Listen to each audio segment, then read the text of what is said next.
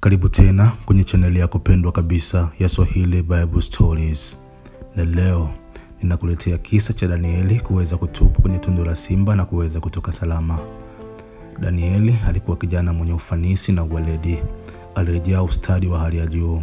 Aliweza kumtukuza Mungu kwa viwango vya juu.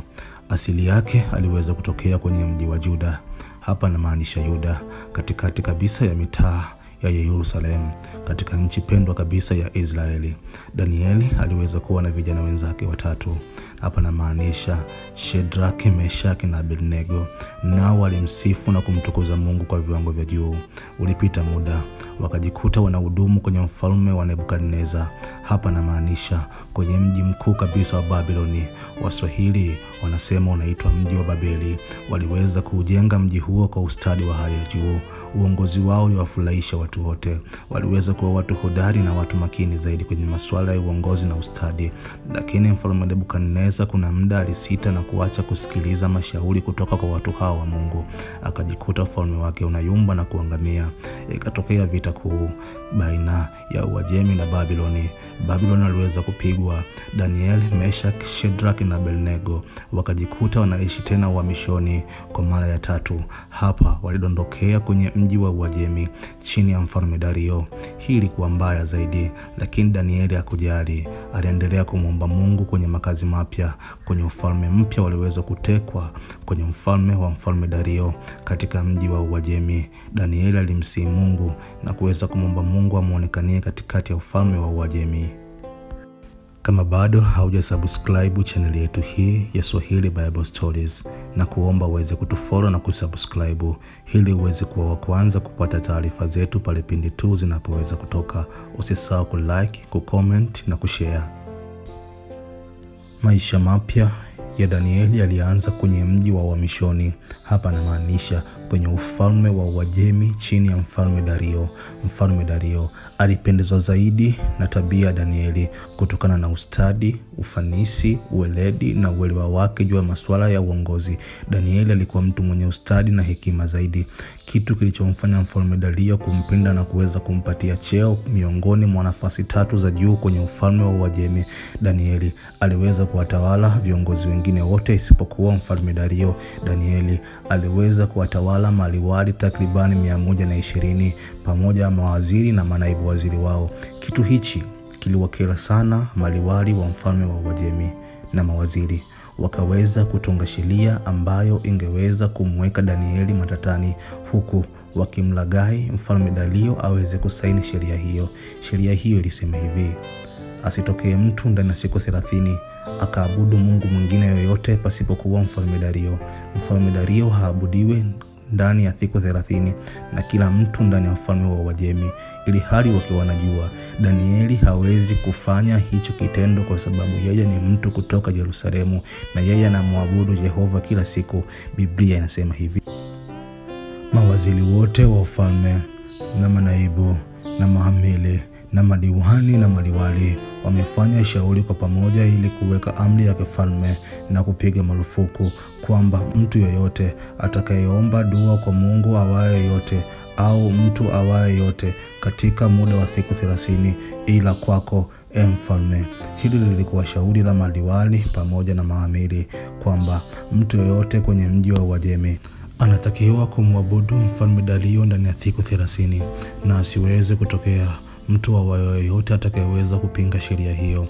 Na hukumu ya sheria hiyo ilikuwa kwa mtu yoyote atakayepinga hawezi kutupwa ndani ya tundu la simba na kuweza kuangamizwa humo. Mfalme Dario aliweza kusaini sheria hiyo bila kujali kuwa ilikuwa ni sheria ya hila. Lakini Danieli alipopata taarifa hizo, yeye wala hata hakujali. Aliendelea kumwabudu Mungu kutoka siku mara 3, na Biblia inathibitisha maneno hayo. Hata Danieli alipojua kuwa yale maandiko yamekwisha kutiwa sahihi, akaingia nyumbani mwake na madirisha katika chumba chake yalikuwa yamefunguliwa kukabili Yerusalemu. Akapiga magoti mara 3 kila siku, akasali, akashukuru mbele za Mungu wake kama alivyokuwa akifanya tokea hapo Awali, Biblia inathibitisha Danieli alipojua mfalme Dario ameweka sheria kali juu kwa mtu yeyote ambaye hatomwabudu. Yeye aliendelea kumwabudu Mungu wake Jehova tu, lakini maliwali walikuwa wakimchungulia na kutafuta ushahidi ili kwenda kumripoti kwa mfalme Dario. Waliweza kupata ushahidi huo na wakaenda kumsemelezea kwa mfalme Dario. Mtukufu mfalme, Danieli, mtu kutoka Yuda, amekuwa haiheshimu kabisa sheria yako, na ndani ya mji wa Uajemi ikiwekwa sheria na kusainiwa na mfalme haitakiwi kupingwa. Mheshimiwa mfalme, mkuu mfalme, naomba usome hukumu yako juu ya Danieli. Mfalme Dario alisikitika sana, akajitahidi kwa hali na mali kuweza kumwokoa Danieli, lakini maliwali walimbana zaidi aweze kutimiza sheria ambayo yeye aliweza kuisaini. Hichi kitu kilimuuma sana mfalme Dario na kilimuumiza kichwa, na akagundua kuwa ile ilikuwa ni hila ya kuweza kumwangamiza Danieli, lakini alishindwa kumtetea Danieli. Ilibidi asaini Danieli atupwe kwenye tundu la simba. Biblia inasema, basi mfalme akatoa amri, nao wakamleta Danieli wakamtupa katika tundu la simba. Mfalme akanena akamwambia Danieli, Mungu wako unayemtumikia daima milele, yeye atakuponya. Yalikuwa ni maneno ya uchungu ya mfalme Dario kwa mtumishi wa Mungu Danieli. Danieli aliweza kutupwa hadi chini kabisa ya tundu la simba. Cha ajabu, makano ya simba hayakuweza kumlalua Danieli. Ulipita usiku mzito zaidi kwa mfalme Dario. Mfalme Dario aliweza kukosa usingizi kabisa. Hapa na maanisha usiku wa kulala. Asubuhi, alfajiri na mapema akakimbia hadi kwenye tundu la simba, akimuita, mtumishi wa Mungu Daniel, itika basi ili nijue kama bado huu salama. Daniel akaitikia sauti ya mfalme, mtukufu mfalme, mimi mja wako niko salama. Mungu amemtuma malaika wake, amenilinda hadi sasa. Biblia takatifu inathibitisha. Mungu wangu amemtuma malaika wake, naye ameyafumba makano ya simba, nao hawakunizuru, kwa kuwa mbele zake mimi nilionekana kuwa sina hatia tena mbele yako.